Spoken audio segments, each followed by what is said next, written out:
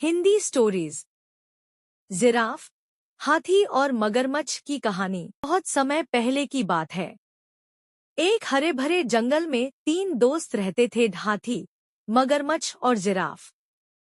ये तीनों एक दूसरे के बहुत अच्छे मित्र थे। साथ में खेलते, साथ में खाना ढूंढते और शाम को साथ बैठकर गपशप करते। हाथी बहुत ताकतवर था। उसकी लंबी सूंड से वह पेड़ की ऊंची डालियों से फल तोड़ लेता था। नदी में मुंह डालकर पानी पीता और सूंड से पानी उठाकर अपने और अपने दोस्तों पर छिड़कता। सबको बहुत मजा आता। मगरमच्छ नदी का राजा था। उसके छोटे छोटे पैरों की वजह से वह जमीन पर ज्यादा तेज नहीं चल पाता था, लेकिन पानी में वह बहुत तेज तैरता था। लंबे मुंह और तेज दांतों से वह मछलियां पकड़ लेता और अपने दोस्तों को भी खाना खिलाता। जिराफ सबसे लंबा था। उसकी बहुत लंबी गर्दन की वजह से वह पेड़ की सबसे ऊंची डाली पर लगी पत्तियां खा लेता। जब कोई फल ऊंचे पेड़ पर होता तो जिराफ आसानी से उसे तोड़कर सबको बांट देता। एक दिन तीनों दोस्त नदी के किनारे बैठे हंसी मजाक कर रहे थे। तभी अचानक हवा में से एक बड़ा नीला धुआं निकला। धुएं के बीच से एक बहुत बड़ा जिन्न प्रकट हुआ। उसका शरीर नीला था और आंखें बिजली की तरह चमक रही थी। जिन्न ने गहरी आवाज में कहा, मैं एक जादुई जिन्न हूँ। आज मैं तुम तीनों की एक एक इच्छा पूरी करूंगा। जो चाहो मांग लो, लेकिन याद रखना, इच्छा सोच समझकर मांगना।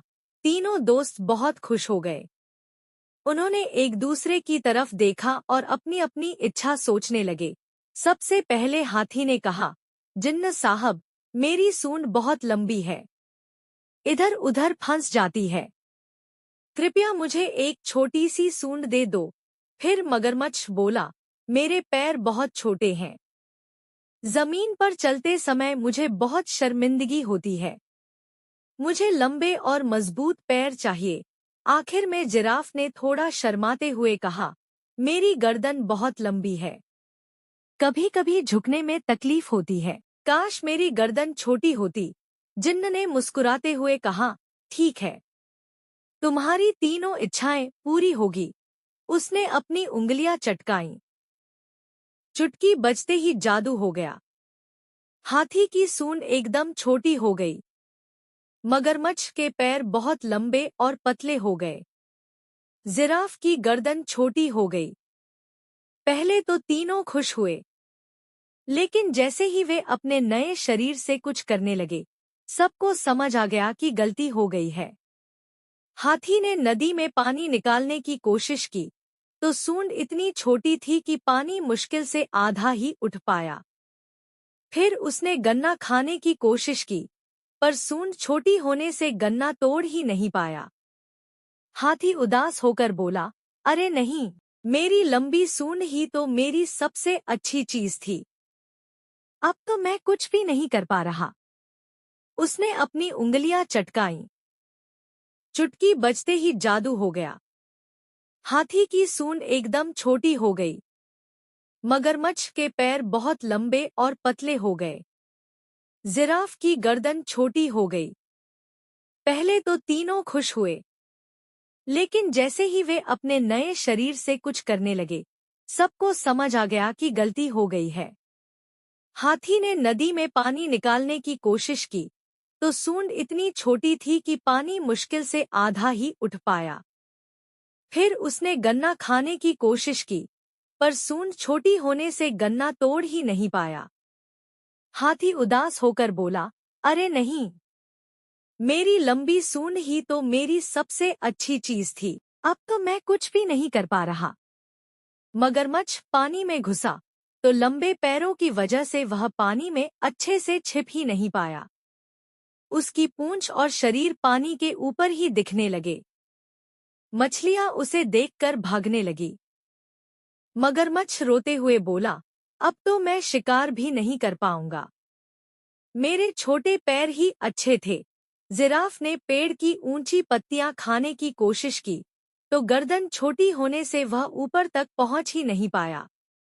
नीचे की घास भी उसे अच्छी नहीं लगी। जिराफ ने दुखी होकर कहा, क्या फायदा ऐसी छोटी गर्दन का? मैं तो भूखा ही मर जाऊंगा। तीनों दोस्त एक साथ जिन्न के पास गए और जोर जोर से बोले, जिन्न भाई, कृपया हमें वापस पहले जैसा कर दो।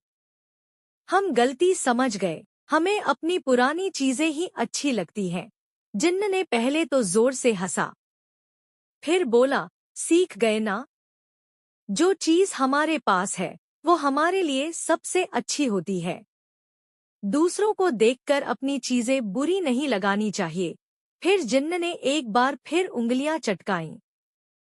पलक झपकते ही हाथी की सूंड फिर से लंबी और सुंदर हो गई।